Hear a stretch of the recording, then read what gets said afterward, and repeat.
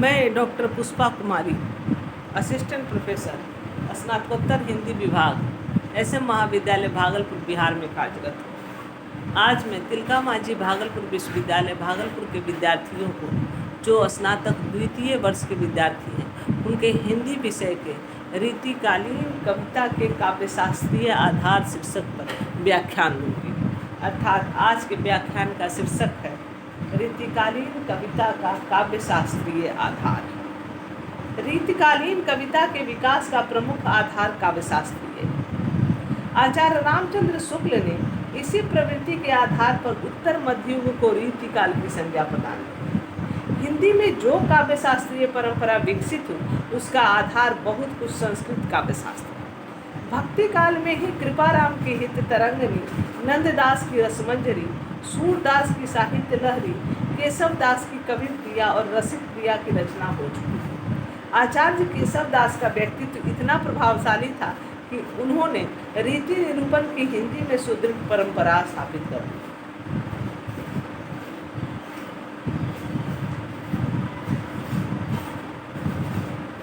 संस्कृत में काव्यशास्त्र, नाट्यशास्त्र और कामशास्त्र की एक लंबी परंपरा प्राप्त हुई। हिंदी के रीति कवियों ने नाट्यशास्त्र और कामशास्त्र की परंपरा को अंगीकार नहीं किया। इन दोनों का जो प्रभाव संस्कृत काव्यशास्त्र पर पड़ा, उसे अप्रत्यक्ष रूप से स्वीकार किया। संस्कृत में शास्त्रीय विवेचन जिस प्रौढ़ता और गंभीरता से किया गया, वैसा हिंदी में नहीं हो सका। इसके कई कारण। तत्कालीन सामंत वर्ग की काव्यशास्त्र में कोई विशेष रुचि नहीं थी। वे मूलतः रसिक थे और काव्यशास्त्र के सामान्य ज्ञान द्वारा अपनी रसिकता का ही पोषण करना चाहते थे। इसलिए संस्कृत काव्यशास्त्र के रीति, वक्रोक्ति, ध्वनि आदि गंभीर संप्रदायों का विकास हिंदी में नहीं हो सका। केवल रस और अलंकार संप्रदायों का ही किंचित परिचय इन हिंदी काव्यशास्त्रीय ग्रंथों में मिलता है। वास्तव में हिंदी के आचार्य कवि कर्म का निर्वाह भी साथ साथ करने लगे, जिससे न तो वे पूर्ण रूप से आचार्य ही हो पाए और न ही रीति बंधन को स्वीकार करने के कारण अपनी काव्य प्रतिभा का ही उत्कृष्ट प्रदर्शन कर सके। रीतिबद्ध कवियों की अपेक्षा रीति सिद्ध कवियों में काव्य प्रतिभा का अधिक उपयोग देखा जा सकता है और रीति मुक्त या स्वच्छंद काव्यधारा के कवियों में उसका चरम प्रदर्शन हो सकता है। रीतिकालीन कवियों को मुख्यतः हम 3 श्रेणियों में विभाजित करते हैं। पहला रीतिबद्ध कवि, दूसरा रीति सिद्ध कवि और तीसरा रीति मुक्त कवि। रीतिबद्ध कवि को पुनः 2 प्रकार माने गए, एक सर्वांग निरूपक और दूसरे विविधांग निरूपक या विशिष्टांग निरूपक कवि। रीतिबद्ध सर्वांग निरूपक कवि वे हैं जिन्होंने काव्य के सभी अंगों, काव्य लक्षण, काव्य हेतु, काव्य प्रयोजन, काव्य गुण, काव्य दोष, शब्द, शक्ति, रीति, प्रीति, रस, अलंकार, ध्वनि आदि का विवेचन किया। इस वर्ग में केशवदास, चिंतामणि, देव, सोमनाथ, भिखारीदास, प्रतापशाही और ग्वाल प्रमुख रूप से उल्लेखनीय। इन कवियों ने आचार्य कर्म को अधिक गंभीरता से लिया, इसलिए उदाहरणों की अपेक्षा लक्षणों पर उनका ध्यान अधिक था। इन्होंने संस्कृत के प्रौढ़ ग्रंथों, मम्मट के काव्य प्रकाश और विश्वनाथ के साहित्य दर्पण को अपना उपजीव्य बनाया।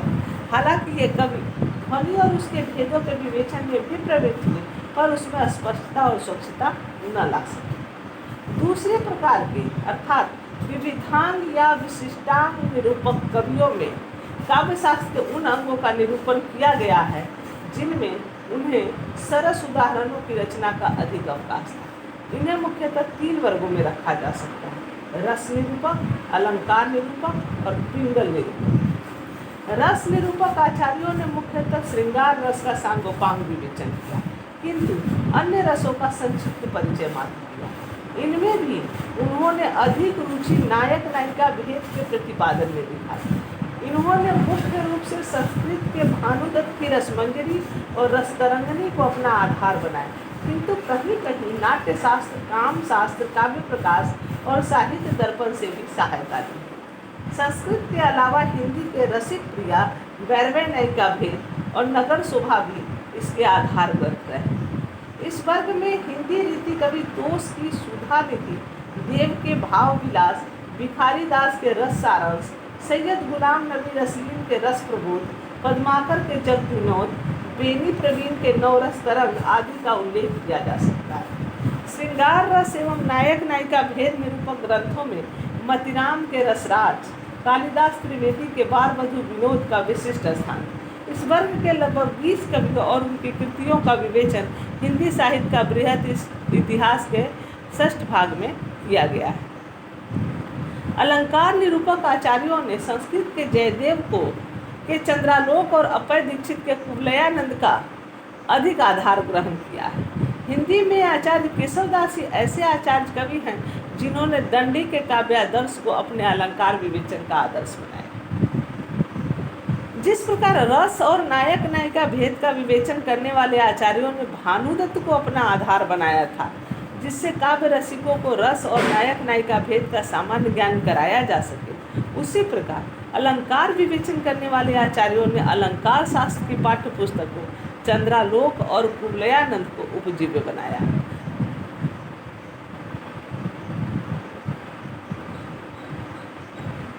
लेकिन केशव ने जो अलंकार शब्द का वर्ण और वर्णन शैली दोनों में अर्थ में प्रयोग किया है, इसके 2 भेद सामान्य अलंकार और विशेषालंकार किए हैं, वे रीति कवियों को स्वीकृत नहीं हुए।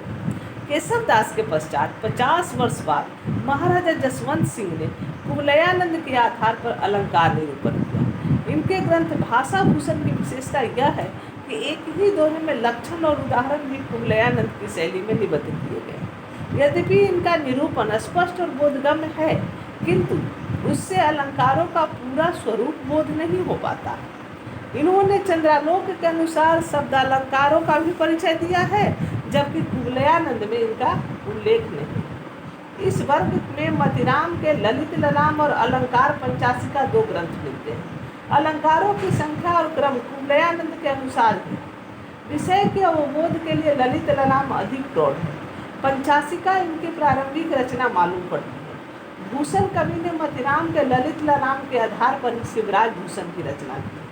पद्माकर के पद्माभरण का सरस और संक्षिप्त शैली में होने के कारण अलंकार निरूपक ग्रंथों में विशिष्ट स्थान है। पद्माकर रीतिकाल के अंतिम प्रसिद्ध आचार्य थे। इनके अतिरिक्त गोप, रसिक, सुमति, दूल्हा, बैरिसाल और गोकुलनाथ भी उल्लेखनीय आचार्य और छंद निरूपक आचार्य। हिंदी में पिंगली निरूपण, पिंगल निरूपण या पिंगली निरूपण का विधिवत प्रारंभ आचार्य केशवदास से माना जाता है। दूसरे आचार्य चिंतामणि और उनके भाई मतिराम माने जाते हैं। केशव ने छंदमाला की रचना कवि शिक्षक के रूप में की। चिंतामणि के ग्रंथ का नाम छंदमाला ही है। उक्त दोनों ग्रंथ सामान्य कोटि के हैं। मतिराम के वृत्त कौमुदी छंदों निरूपक ग्रंथों में महत्वपूर्ण है। इसके उपजीव्य ग्रंथ भट्ट केदार का वृत्त रत्नाकर, हेमचंद्र का छंदोनुशासन और प्राकृत पैंगलम। मौलिकता न होते हुए भी इसमें मात्रिक और वर्णिक छंदों का सुव्यवस्थित और परिपूर्ण विवेचन किया गया है। इसके उदाहरण सरल और सरस है। हिंदी साहित्य का बृहद इतिहास में इस वर्ग के 15 कवि आचार्यों के कृतित्व का परिचय दिया गया।